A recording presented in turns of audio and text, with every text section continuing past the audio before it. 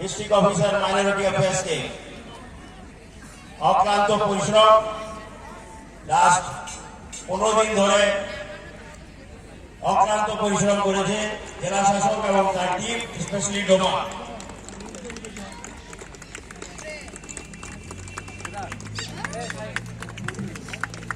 জোরে করে সকলের কাছে অনুরোধ করবো, খুব জোরে একটা করতালি হয়ে যায়।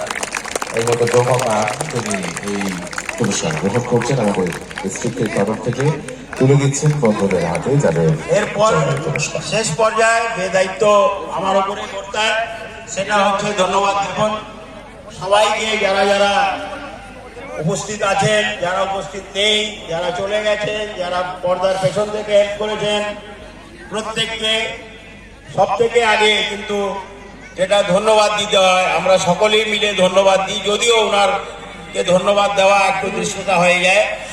সেটা হচ্ছে আমাদের রাজ্যের মাননীয় মুখ্যমন্ত্রী।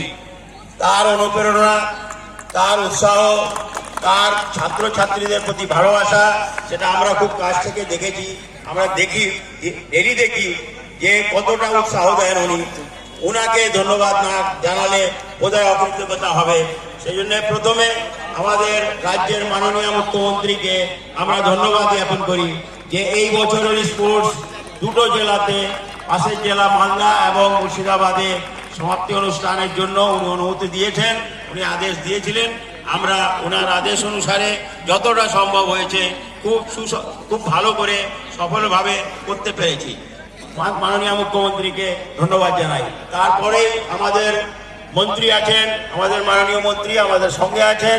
15 তারিখ থেকে বা তার আগে মিটিংয়ে আমাদেরকে উৎসাহিত করা, লিডারশিপ দেওয়া, এই কাউন্সিলের প্রেসিডেন্ট উনি। সেই প্রেসিডেন্ট হিসেবে ওনার যা যা পরামর্শ সবকটাই আমরা পালন করার চেষ্টা করেছি এবং হয়তো সফল হয়েছি। সেটা